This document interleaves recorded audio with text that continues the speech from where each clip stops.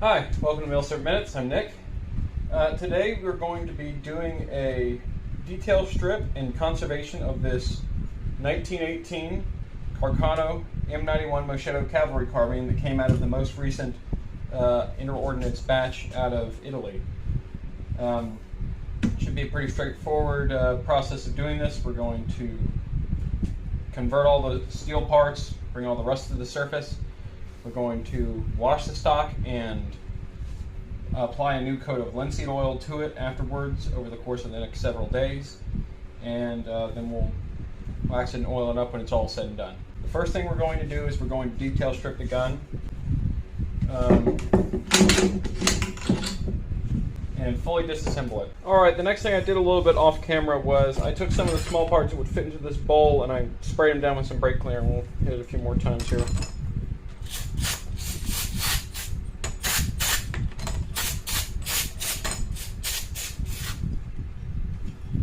And this is going to help degreasing the old caked on oil and just give it kind of an overall cleaning before we throw it in the pot. Okay, now while we're letting those metal parts sit in the brake cleaner, we're going to give the stock a once over here. And what I do is I simply just get the water nice and warm.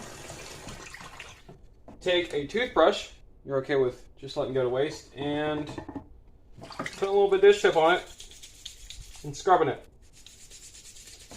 And that'll get all the dirt and all the built up oils and grease in the wood out. Now afterwards you're going to need to reapply some new coats of boiled linseed oil to this to restore it back to its shine, because there will still be a little bit of finish loss, and you can just see all that dirt and the oils on the surface that were locked in there getting washed out. Alright, it's been settling in the brake cleaner for a bit. Now we're just going to drop it in this pot here to boil all these individual parts, and we're going to leave them in the pot for about 30-45 minutes. When we do that, we'll get started on applying the linseed oil to the stock. One thing that's very important is when you do this, if you start doing conversions where you start converting the black rust out, it's very important to use a pot you do not plan on ever using for food ever again. So that's why I bought this turkey pot purposefully, so that I can have a pot big enough to theoretically fit an entire barreled action into. I'm not doing that today, but I think I'm going to build some sort of a fixture of a gutter to do that at some point later, and I'll probably do a video on that too. So we've let these parts boil in the pot for about 30-45 minutes, and we don't see a whole lot of red rust come to the surface here, but you see a little bit here on the butt plate especially. And what you're going to do is you're just going to take some 4/0 steel wool, don't use anything more coarse than this, and you're just going to basically just wipe it away. And what boiling it did was you put all these steel parts in a high heat, high energy environment that converted black rust that you couldn't see into this red iron oxide that can be seen and basically just wipes off. You don't have to get at it very hard to remove it. Sometimes if you have parts that are being extra stubborn, you might need to repeat the process, boil them again, or steel wool them again. But for the most part, it's pretty simple, pretty straightforward. This is really good, especially with these military surplus rifles, given that they may have not been kept in the best conditions for the last, who knows how many years, in this case, 100 years, 104 years. And what we're doing here is we're just preventing any further decay. This one's in fairly good shape, but this is it's kind of a crapshoot. There are guns that you'll find, or there's guns that I've done this with, where they look absolutely fine, and after the conversion process, you have just tons of red rust brought to the surface that you wouldn't have noticed if you hadn't boiled the parts. I notice this a bit more on blued guns as opposed to Parkerized guns.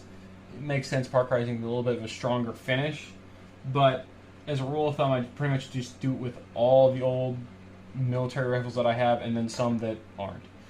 And after this is done, I'll show you what we're going to begin doing to recondition the stock and get it looking right again. But this is really simple, and this is what You know, this is the kind of stuff you do if you want these rifles to live on for decades and decades and decades on and generations on.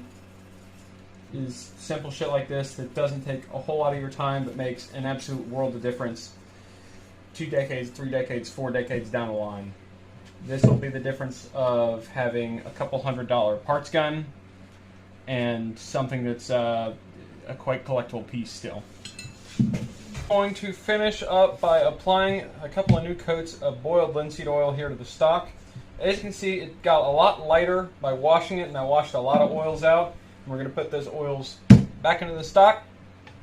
I think I'm going to do about 5 to 10 coats. I'm not quite sure. We'll figure it out.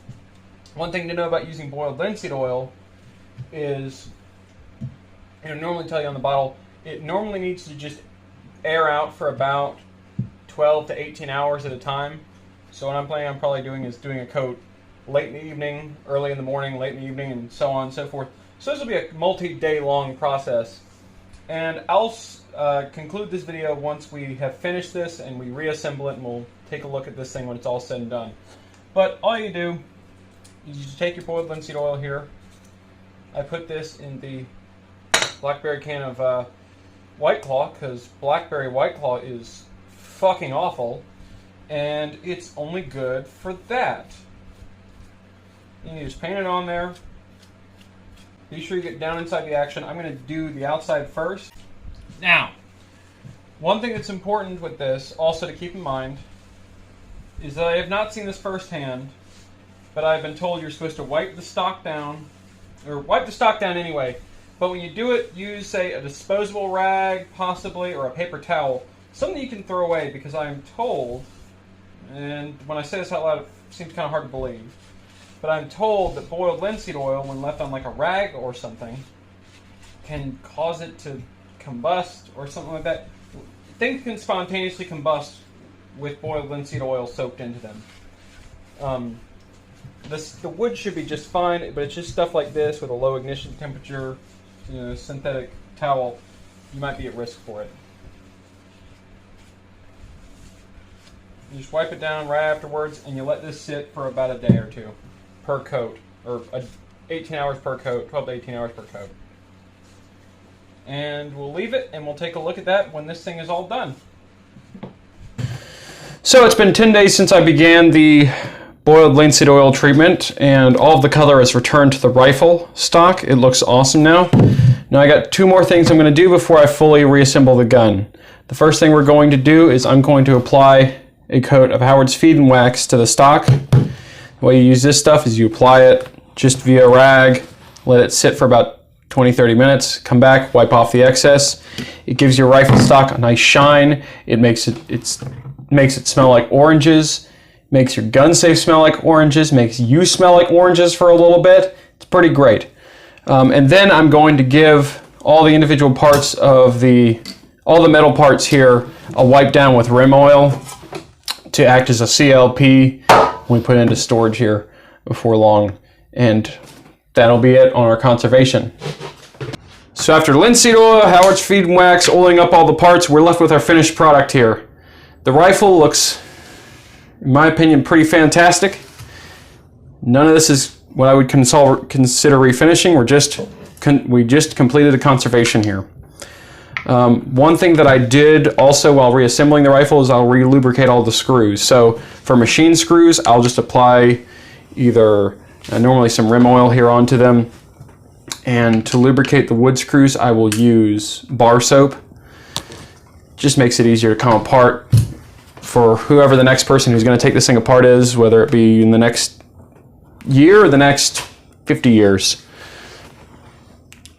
But this thing ought to serve me well for the coming years in its current condition and will not decay any further. Any of the rust that was forming is now stopped. Any mold that was forming inside the stock has been removed. And we're left with this beautiful Italian cavalry carbine from 1918. Thanks for watching. Be sure to like and subscribe. Catch you in the next video.